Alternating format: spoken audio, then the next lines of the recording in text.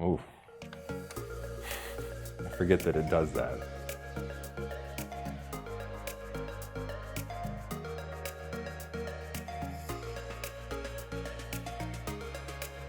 Hi, I'm Tristan with Media Unlocked, and this is Lee Clements. Today we're going to be looking at the Aputure LS 1/2W. It's a light they sent us, and again, we're not paid to say this, but they sent us this light to review, and we're going to give you our honest thoughts about it.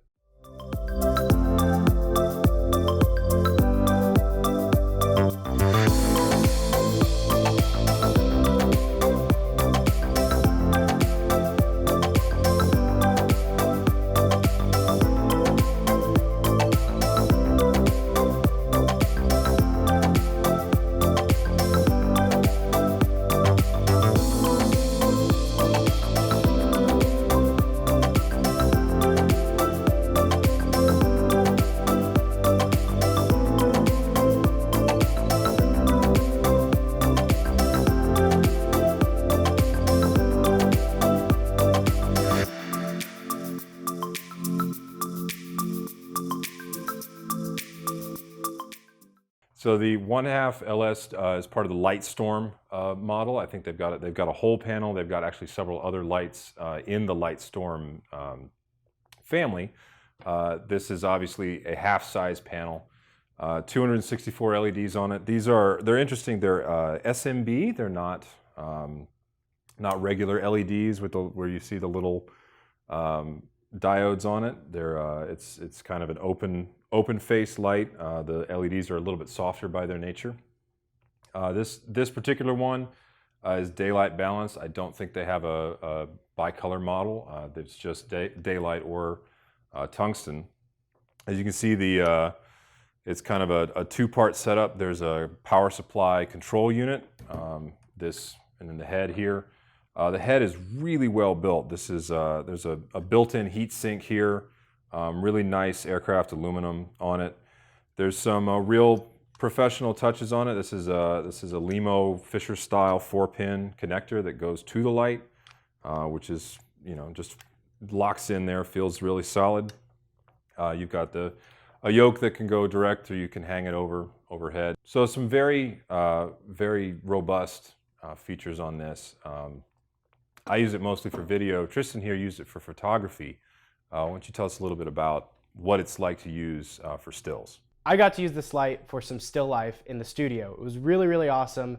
The light was very powerful and really, again, just light. It was easy to carry around and set up, which was pretty cool.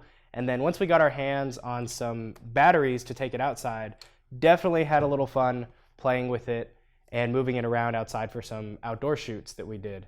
On top of that, I did do some model work with this light even, and I will say I did have to max it out on the power for that, but I was actually fairly pleased with the results I got, so I found it to be a very versatile light that, again, was just, the build quality was so up there that I really didn't worry about if it fell over when we were outside or if someone bumped into it.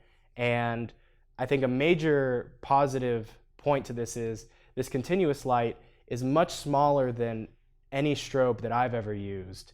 And I found that to be really nice because it fit really well into a pretty small bag, and it also just had a very small footprint when we were moving it around here and there. So I use it mostly for video. There's a lot of features that are very cool for video, especially when you get the battery going. This comes with a V-mount standard. I think you can order an Anton Bauer gold mount option. One of the things that I like about it is it has DMX. You're not going to find DMX on too many lights in this price range.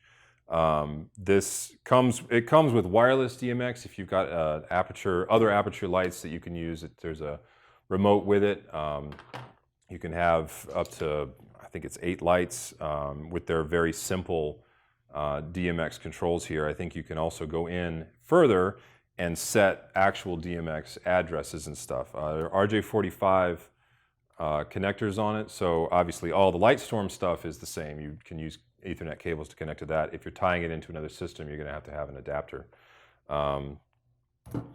It's a very nice, soft light. They include some diffusion, And it's nice diffusion, but honestly, because of the type of LEDs these are and how spread out they are, I never used it. I never got close enough to see a lot of, you know, the kind of LED thing that you can get, the multiple shadows and all. I never saw that with this light, which is cool.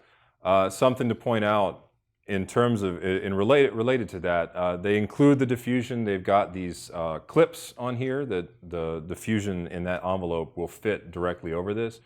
There's not any barn doors for it. There's no kit that you can add to it. So I'm sure you could get some black wrap if you want to make one yourself, but Aputure at this time does not have a barn door kit for this light. It's got 120-degree angle spread, so it's a very wide, soft amount of light coming out of this. It's very pretty. It's a very pretty light. The DMX, like I said earlier, the DMX is a really cool feature. If you were going to build your Lightstorm family, you could start addressing all of these lights, and especially if you're in a studio or a controlled environment, you can start working this stuff into a more professional control. And because the DMX, the power unit, is removed from the light, especially with something this thin, you could put this light anywhere. If you're on location and you've got some really tight spaces where you may not be able to fit an LED panel with the big battery on the back and a yoke. I mean, you could take the yoke off here, and this is light enough to probably be held by a few strips of gaff tape. Certainly, you know, with a clamp, with a magic arm or something like that, you could easily tuck that away and then have remote control. You can put the light right where you want it, and you don't have to do that whole crane around thing and adjust the dimness. You've got all that control right here on this remote unit. Something that bugged me about it is, this is a tiny little thing, but they include a power adapter for this. It's got an XLR output. It's a 3-pin. I don't know why. Should be 4. But you know, I have a lot of broadcast power supplies that I can't use on this light. But primarily, if you're going to be using it for battery, this is not a big deal. And it will go for a long time on a single V-mount battery. This is an 89 watt hour. It went for a couple hours, even at full brightness. So to conclude, when I used this light, I used a lot of flags to block some of the light. And so Lee mentioned earlier the lack of barn doors being a major disadvantage to this light. And I would have to agree. Barn doors would be nice, but in a studio setting, I can set up flags. When I'm out there in the field, breaking out the cinefoil and gaffer's tape is possible, but not ideal. So maybe seeing some accessories for this panel would be really nice. The only other feature I really disliked is that when I got to use the light, mainly at first, I had to use it plugged in. So I would say a major strength to this light is being able to use it with a battery. So that's another investment that you'd have to consider if you're looking at this light.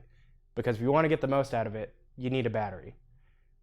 To then talk about the overall positives, the wireless remote is really awesome. Being able to control that thing from quite a distance away, really positive, and the integrity of the light is really awesome. It's so well built, it's nice metal, it's light. I really felt it could really take a beating if that happened by chance. And something that I kind of look forward to, it seems like Aputure is really driving on this Lightstorm family. So we haven't seen any other lights in it, but I am kind of excited to see what else they've got.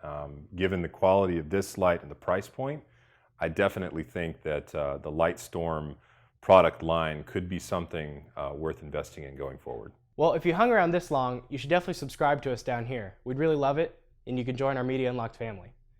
If you go up here, you'll find our most recent video, and down here you can find a link to the product.